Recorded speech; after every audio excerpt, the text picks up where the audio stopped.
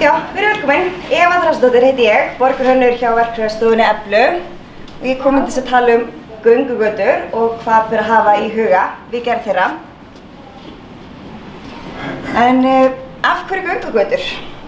Það er yfirleitt farið í gerð þeirra til þess að auka lífsgæði og bæta borgarrými og umhverfi, fjölga gangandi vegfarendum með tilheyrandi bættri lýðheilsu og leggja áherslu á farsælan verslunarrekstur og mannleg samskipti sem við höfum öll gott af og þægindi.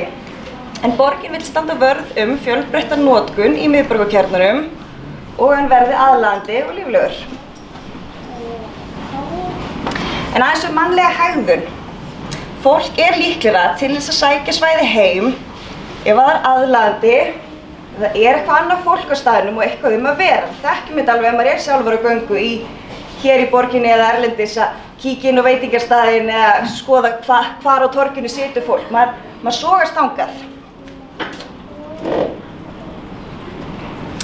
Hvað eru göngugötur? Ein leið til þess að segja það að það eru götur þar sem akbrautum hefur verið endurúthlutað til gangandi vegfarenda.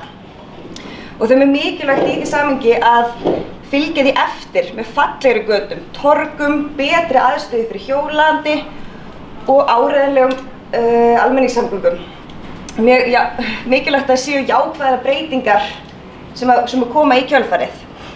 En það passa með þróunaráætlun miðborgarinnar að opin almenningssvæði og torg gegni mikilvægar hlutverki í ört vaxandi borg. En það er af hverju ég stend hérna. Það voru að segja ykkur þetta. Ég eyddi tæplega hálfu ári í að rannsaka göngugötur, bæði með rýni erlendra heimilda og rannsókn sjálf hér á svæðinu í miðborginni. En það var til þess að kanna hvaða umferðarlegu áhrif varanleg breyting gatna í miðbænum í göngugötur myndi hafa á aðstæðurnar á svæðinu.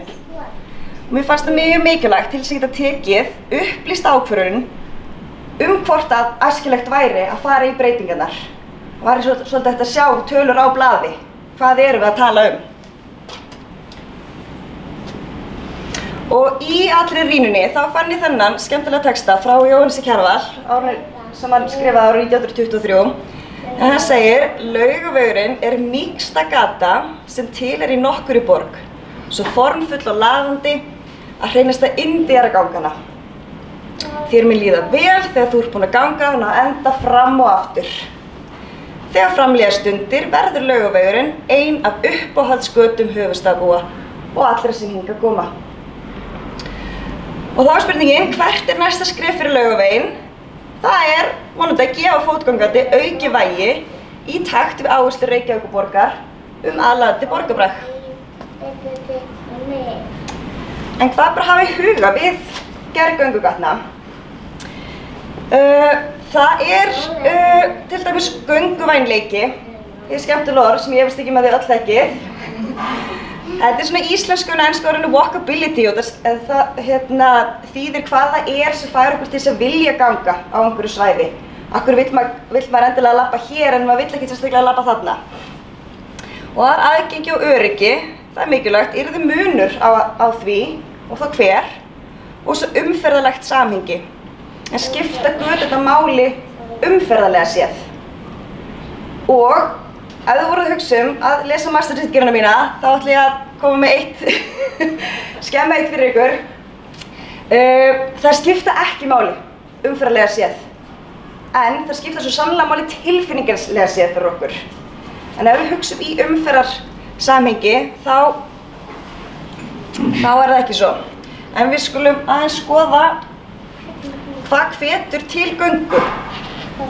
Og þessi einkenni sem að gönguvænleg svæði hafa eru fíngert byggðamynstur, þéttleiki, samfelldar gönguleiðir, nálægð við almenningsgarða og tengsl við almenningssamgöngur. Og aðra ferðamáta. Og jákvæð upplifun og umhverfi gönguleiða eða aðlaðandi göturými og jákvæð tilfinning vegfarenda fyrir öryggi sínu. Og fyrri punktarnir alveg ljóst að við höfum hér í miðborginni. Og þetta að segja að það Það ekki nema 100 metrar hérna á milli á svona flestu stöðum, 65 metrar milli þverandi gatna, til dæmis á Laugaveginum.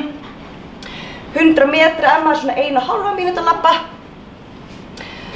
Og já, það við höfum þetta en skulum aðeins skoða meira neðstu 2 punktana.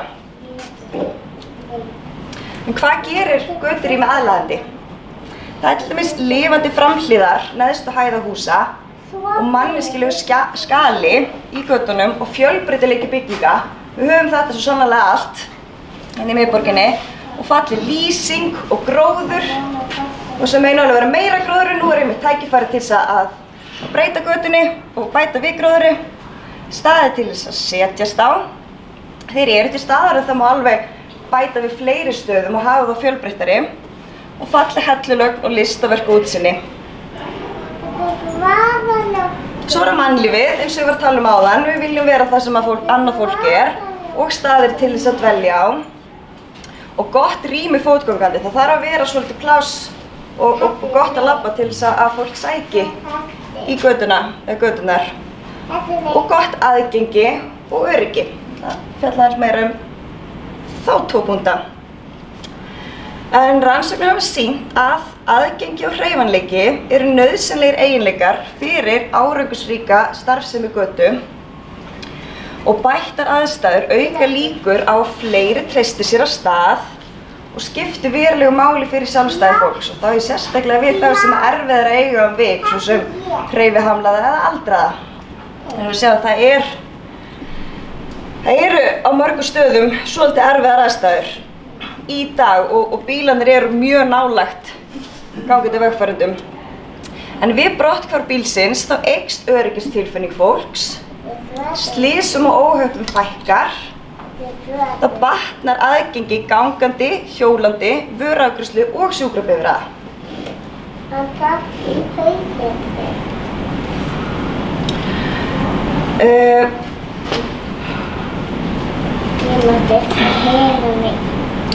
Almennt í götum, saman hvort það séu blandaðar verslunargötur eða göngugötur, þá eiga göngusvæði að vera laus við götugögn. Götugögn eins og maður getur hugsað húsgögn nema úti. Það eru hérna skilti, stólar, bekkir, allt mögulegt sem hérna í rýminu og göngusvæði eiga að veita möguleika á að mætast með góðu móti. Það yfirleitt allavega 2 að göngu saman verslunargötur. Og eins og við sjáum hér, þá þetta stundum svolítið erfitt. Þegar búið að úthluta einhverju plássi fyrir bílana og akandi umferð, ekki rosalega mikið pláss eftir fyrir allt hitt og það barátta pláss fyrir gangandi, fyrir trén, fyrir bekkina, fyrir bara alla restina, maður getur sagt, sem þarf að komast fyrir rýminu. En ef blöndu verslunargöta breytt í göngugötu, þá hægt að hafa þessi götugögn svona á hlíðunum, maður getur sagt það, nær húsunum á svona afmerktum svæðum og miðjan yrði þá fyrir hérna gangandi til þess að mætast. Margar hlið við hlið, fólk með barnavagna, nóg pláss fyrir alla. Og það mikilvægt við breytingarnar að breyta yfirborðinu. Þannig að séu ekki kantsteinar, ekki malbygg á þar sem að hérna akandi áttu svæði. Þetta að breyta öllu þannig að gangandi vegfarendur upplifi allt svæði sem sitt svæði og þora að labba á miðjunu bara afslappað. Ekkert að hugsa en ef það kemur bíl. Það er ekkert til umræðu. Þegar að búið að breyta öllu yfirborðinu. Og við það tækifæri, það nefnilega hægt að bæta aðgengi allra vegfarenda svo mikið í leiðinu. Það hægt að setja til dæmis leiðilínur eftir miðju götunnar sem að hjálpa blindum og sjónskertum og viðvörunarhellur þar sem að maður kemur að götunum sem að þvera, þar sem akandi umferð. Þannig að fólk varað við, hér eru bílar og undirlagið gera það slétt og stöðugt og stamt og jafnvel hafa, ég mæli með að hafa snjóbræðslu, hún víst í dag, frétti ég því ég var að flytja þetta síðast. Já, það nefnilega svo mikið tækifæri og það batnar svo ofboðslega mikið aðgengi fólks við þessar breytingar. Þetta fara eina tilbaka. Við það hvað sjá Garðabæsna fólkinu. Hvað það? Þetta eru þessar viðvörunarhellur. Þetta eru svona doppuhellur sem að segja fólki pass. Þú ert að fara út á götu. Það er að breytast eitthvað í rýminu sem að þeir sem að sjá kannski ekki nógu vel, þeir þurfa að finna það.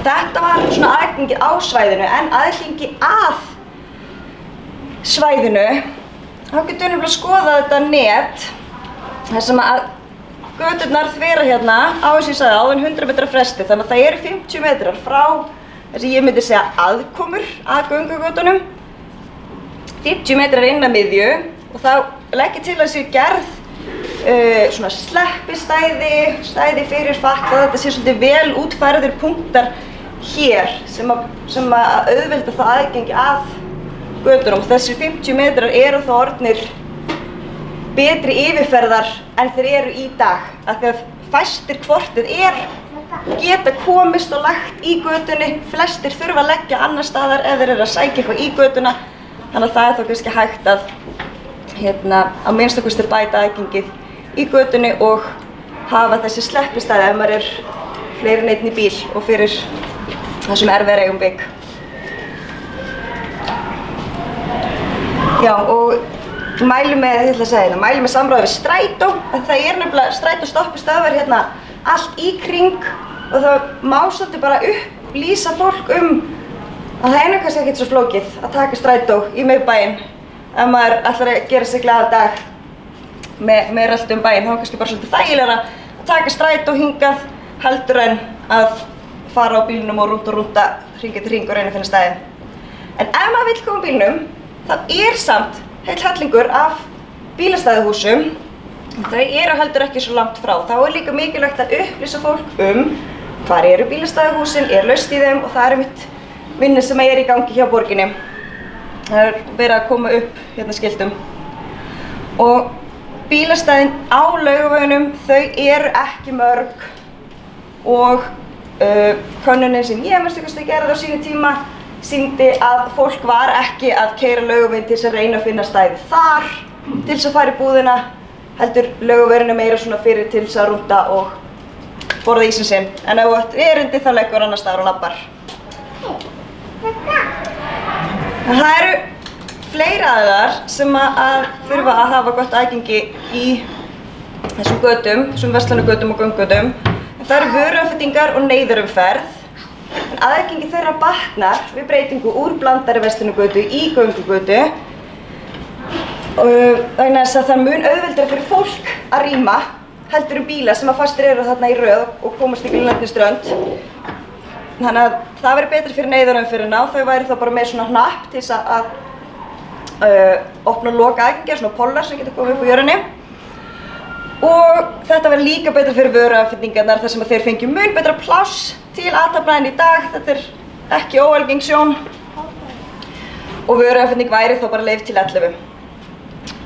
Aukapunktur að það hefur reynst vel í evrópskum borgum að vera með að leyfa einungis umhverfisvænar vörubifreiðar í miðborgum.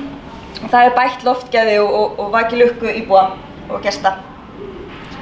Að lokum, það er ofboðslega mikilvægt að tala við fólkið, samráð. Það er mjög mikilvægt fundir eins og við erum í dag og þessi hérna vika og mun meira sem að þarf til þess að upplýsa fólk til þess að finna að það sé með í því sem verið er að gera. Og mæli með því að það sé fundin öflugur aðili sem sér upplýsingaflæði og fjölmiðlamál. Þannig að fólk sé alltaf upplýst hvað er að gerast í þessu langa ferli. Þetta er langt ferli og það þarf að gefa reglur skilaboð hver staðan hvað er að gerast og hald bara sannanir fyrir kostu þess að fjarlægja plássbílana. Þetta hér er Gent, þar sem að var mjög, það er nú ansi mörg ár síðan en þá var farið í gerð göngugata þar í miðborginni og það byrjaði frekar brösulega, þetta var erfitt, fólk var á móti en skipulagsyfirvöld þau stóðu fast á sínu. Svo gerist það að nágrannagöturnar fóru að óska eftir, það er svo huggulegt að það hjá ykkur, getum við ekki fengið að vera með í þessu. Þannig að núna er í dag allt þetta gula svæði göngugötur. Svo það smitaði út frá sér þrátt fyrir að hafa verið erfitt í byrjun, en svo yfirleitt dæmið það sem verið að standa í svona breytingum í öðrum borgum. Þetta erfitt í byrjun, fólk trúir ekki á þetta, en svo sýnir það sig eftir einhvern aðlögunartíma að þá ánægja og hlutirnir ganga betur. Og það líka mikilvægt að hafa fjölmiðla með í för til þess að þeir geti skilið rétt og útskýrt hvernig lokun götunnar passar inn í stærra samhengi og framtíðarplön. Síðan eitt svona gullmáli, skipulagsbreytingar ættu ekki að koma til vegna þess að gæði svæðis fari hnignandi, heldur að nota þær áður en það fer að hnigna. Og að lokum, við förum svona aftur að byrjuninni. Fólk sækir almennt staði þar sem mannlíf og eitthvað að vera, og hönnun umhverfis getur haft áhrif á hve mikil samskipti fólks á ákveðnum stöðum. Takk fyrir mig!